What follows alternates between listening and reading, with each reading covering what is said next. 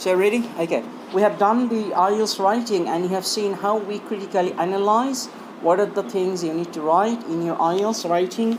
We have a lot of discussion about it. So you did it. So feel happy that you have done something. Now let's move on to reading. So when you see the IELTS book, you will see there is a part called reading, which is reading passage 1, reading passage 2 and reading passage 3. These are the three IELTS writing. They will test your writing skills by answering some of the questions in the comprehension, and you need to find out the answers in your passages. Okay, now how to master these writings, let's discuss. First of all is reading. IELTS require a very fast reading with skimming and intensive reading as well. So what is skimming?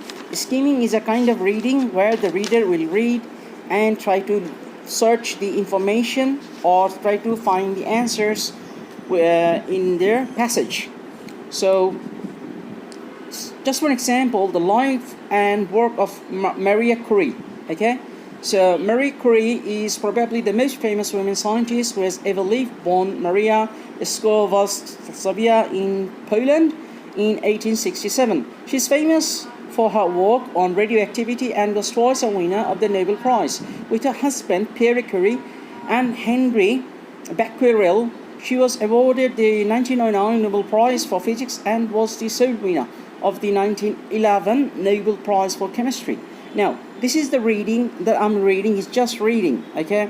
But IELTS doesn't need this, okay? IELTS requires things like Poland, 1867. So Marie Curie was born where? She was born in Poland, 1867. Her Nobel Prize was about what? Radioactivity. Okay, Pierre Curie was her husband, and Nobel Prize in Physics. She was awarded Nobel Prize in Physics. Okay, so you see that I am actually picking out the parts in the reading, which is the relevant part that is very essential for information. So in IELTS, unfortunately, we are reading not for the sake of reading or for entertainment. We're reading because to seek the information out from this passage or context. Okay, so the more you read and try to locate the informations, the more you'll be skilled about skimming. Skimming is a kind of reading where a reader will read and search the information. Okay, now first thing first, which is read the questions, such as this is a true-false question. That means true, false, not given. Not given is information is missing, it's not here, and false is false. You know what false is? The information will not gonna match with the question and the passage, and true, it's match. But remember one thing: the question that IELTS have presented will not gonna be exactly the same in the passage. Okay, so the passage they will definitely paraphrase. So the meaning might be the same, but the sentence constructions or the word will be different. So just for example, we can say the Maria Curie husband was a joint winner of both Maria's Nobel Prizes. So you see, IELTS have changed, and there is trap as well. So Maria Curie's husband was a joint winner. So if you don't actually clearly follow the question, you'll make mistakes because there is a trap, a joint winner.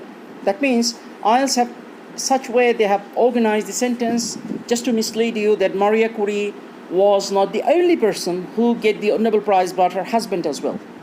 So we need to verify this information over here. So over here it's written that Pierre Curie and Henry Becquerel, she was awarded the 1909 Nobel Prize for Physics and was the sole winner. So sole, you see? Sole. So it's a sole here and it's a joint here. So there is a difference. So it's just word game. Okay, they're just playing with games. Okay, with the word they're changing the word. So they just try to see whether you concentrate and you can skim. Number 2, Mary became interested in science when she was a child. Okay, so let's see whether this information match with the context or not. So she was the first woman to win the Nobel Prize. Nope. Marie Curie, probably famous woman, scientist. Not given, maybe. Look, and the age of 16 won a gold medal on competition on her secondary education. So Marie Curie was a prodigious child, and 16 she got a prize, some sort of a medal in the competition, but lost. So you see, there is relevant information when she was a child, but she won something, but it's not clearly mentioned that she was very interested in science. It doesn't mention. From childhood, Marie Curie remarkable for prodigious memory, and at the age of 16 won a gold medal for competition of a secondary education.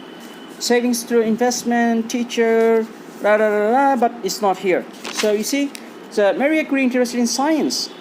See, science, and it's not given here. She won something, but not in science. Well, we don't know. It's not given in the context. So, Okay. so makes sense. So the information doesn't match. So it's false. False. Yes. Not given. Why it can be? Yeah, it could. It can also look. I'll tell you the differences. Is see, not given is something that is completely not given. Something is absent. So Rubaiyat Bonim sir or Solomon sir is home? No, he's not home. Who is home? Saki is at home. Now when I am saying Saki is at home and is Solomon sir is at home? No, Saki is at home. So that's a false. Is Rubaiyat Bonim at home? No. He is absent completely from the picture and nobody is at home. So that means it's not given. When the information doesn't match, that means there is an information that say joint winner and it says sold. Doesn't match. That's a false. False. And completely missing, that's a Not given. not given. Okay. Now, so best thing is you read these questions, try to underline the keywords, same thing, then search from the context. But how we master this IELTS? First thing first, I'll just give you an example how to solve these things. But solving your IELTS questions is not enough. Number one is you read the information, you read, every day have a reading practice. Just read for fun. Just read for fun. And just for fun, read the questions as well. Just see and think that how they have organized and how they have changed the wording. Observation comes first before learning. So first you got to observe. So try to improve your observation skills. So what do I mean? I mean that you read these passages intensively, read for fun, just for entertainment, just for leisure, just how we read the newspapers. Then your writing will be improved, your understanding will be improved, and you will become introduced by new sentences and new structures. And then you read the questions as well. But do not just straight away go and find the answers. That's not the way. Because then you will get bored because most of the answers you'll make wrong. And you get frustrated. Oh my God, all my IELTS is wrong. So how am I going to achieve? So this is not the way. You will solve your answers slowly and gradually, not at the first. So first read this text, read it, scan it, skim it, okay? Try to locate the answers, try to locate the informations, what clicks in your mind that these are the very informative, okay? Then read the questions and try to know and try to observe that what IELTS, how they have structured the questions, how they write, what are the passages, how the sentence constructions are there. Do this kind of critical analysis that I did, okay? Okay, now I will show you how I critically analyze a topic. You see, this is the way that I am changing words, steer, balance, factors, exhibits, perceptions. Okay? Do you get it? I am writing the paraphrase version. I'm writing the synonym. Where? Here. Oh, okay. Here. This is how you develop synonyms, because remember one thing in IELTS, very, very important, in your IELTS exam, you will be tested the synonym part, whether you understand the meaning of the different words but having the same meaning. So they will never ever give you the exact same word and the same word here. They will paraphrase it, they will change it, they will give a different word with the same meaning. So this is just a word game, some sort of a word game, okay? It's a puzzle. Now tell me about what you have learned today, how I will develop my IELTS reading.